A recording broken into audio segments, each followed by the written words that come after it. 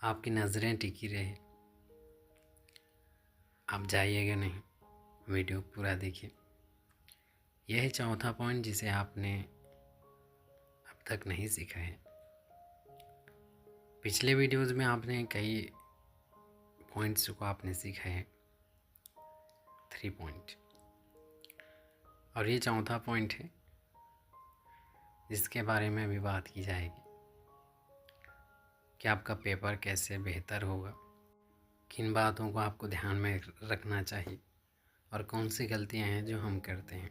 तो आपने पिछले वीडियो में आपने 3 पॉइंट सीखा था। पहला था टाइम मैनेजमेंट आपको आनी चाहिए। दूसरा चीज़, आपको बीच बीच में आपके हाथों को आराम भी देना चाहिए ताकि आप कंटिन्यू रख पाएँ। अगर हाथों में दर्द है तो आप कंटिन्यू नहीं लिख पाएंगे।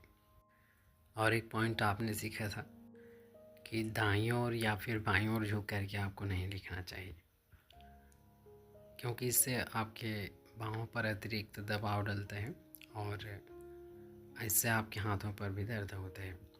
तो ये 3 पॉइंट आपने सीखा था। तो अभी आप ये देखेंगे चौथा पॉइंट। तो आप ध्यान से देखते जाइए। यहाँ पर आप अपनी इंग्लिश इम्प्रूव करेंगे, अपनी नॉलेज इम्प्रूव करेंगे। तो क्या आप तैयार हैं?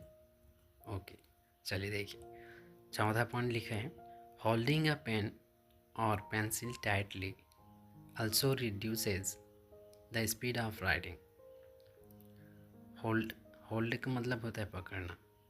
होल्डिंग अ पेन और पेंसिल माने किसी पेन को पकड़ना या फिर पेंसिल को पकड़ना किसी तरह से टाइटली, माने जोर से। also reduces the speed of writing, तो लिखने की जो गति है, द स्पीड ऑफ राइटिंग मतलब लिखने की गति को कम करती है। रिड्यूसेस का मतलब होता है, रिड्यूस का मतलब होता है कम करना या फिर कम होना। तो यहाँ पर यही कहा गया कि अगर आप पेन या पेंसिल को टाइट पकड़ते हैं तो इससे आपके लिखने की गति भी कम होती है। देयरफॉर, इसलिए, instead of pressing the pen, instead of का मतलब होता है के बजाय। Instead of pressing the pen माने पेन को दबाने के बजाय होल्ड इट कंफर्टेबली, इसे आप आराम से पकड़िए। कंफर्टेबली मतलब आराम से। Instead of pressing the pen, pen को जोर से दबाने के बजाय इसे आप आराम से पकड़िए। Hold it comfortably. Okay. Also avoid using a very thick pen. Avoid का मतलब होता है बचना। अवॉइड यूजिंग माने यूज करने से बचना। किससे? A very thick pen. Thick का मतलब होता है मोटा। ओके, थिक पेन का मतलब मोटा पेन। तो यहाँ पर कहा गया कि बहुत अधिक मोटे पेन के यूज़ करने से बचना चाहिए आपको, बचें। Avoid using a very thick pen माने अधिक मोटे पेन का यूज़ करने से आप बचिए। Keep the pen just thick enough. Keep का मतलब होता है रखना। कीप द पेन माने पेन रखिए कितना? जस्ट थिक इनफ माने उतना ही मोटा पेन रखिए जितना कि ज़रूरत है, माने जितना कि काफ़ी है, जो आपको पकड़ने में जो कंफर्टेबल है उतना ही पेन, उतना ही मोटा पेन आप रखिए। Keep the pen just thick enough so that your grip. So that का मतलब होता है ताकि, कि। So that your grip, grip का मतलब होता है पकड़, ताकि आपकी पकड़ किस पर? ऑन इट, माने इट का मतलब यहाँ पर क्या है? पेन। तो यहाँ पर कहा गया कि आप उतना ही मोटा पेन रखिए जितना कि आपकी पकड़ ठीक बना रहे या फिर बेहतर रीति से बना रहे, आप कह सकते हैं। रिमेन का मतलब होता है बना रहना। तो यहाँ पर यही कहा गया कि आप उतना ही मोटा पेन रखिए कि आपकी जो पकड़ है उस पर वह एक ठीक रीति से बना रहे, करेक्ट बना रहे। तो यहाँ पर आपको क्या सीखने को मिला? यहाँ पर आपने सीखा कि अगर आप मोटा पेन रखते हैं तो इससे आपकी लिखने की गति भी प्रभावित होती है। इसलिए आप उतना ही मोटा पेन रखिए जितना कि आपकी पकड़ उस पर ठीक हो जिसमें आप अपने आप को कंफर्टेबल महसूस करते हो। तो इस तरह से आपने 4 पॉइंट पूरी तरह सीख लिए और इससे क्या होगा कि आप अपना समय भी बचा पाएंगे और आपके पास उतना समय भी रहेगा कि आप अपने लिखे हुए उत्तर को भी पुनः आप जान सकते हैं। तो यहाँ पर आपने मीनिंग में क्या क्या सीखा।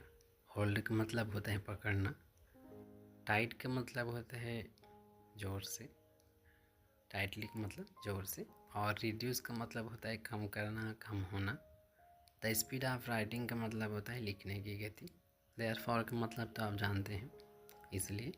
इंस्टेड ऑफ का मतलब होता है के बजाय। इंस्टेड ऑफ प्रेसिंग मतलब दबाने के बजाय, प्रेस मतलब दबाना होता है। कंफर्टेबली का मतलब क्या होता है, आराम से। अवॉइड यूजिंग, अवॉइड का मतलब होता है बचना। किससे बचिए, यूज़ करने से। अवॉइड यूजिंग मतलब यूज़ करने से बचिए। यहाँ पर अगर यूजिंग की जगह पर टॉकिंग रहता तो क्या होता, बात करने से बचिए।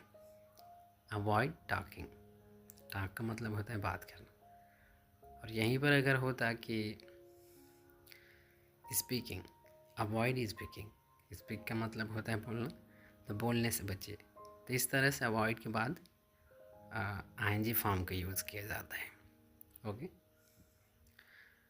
और थिक का मतलब क्या होता है, मोटा।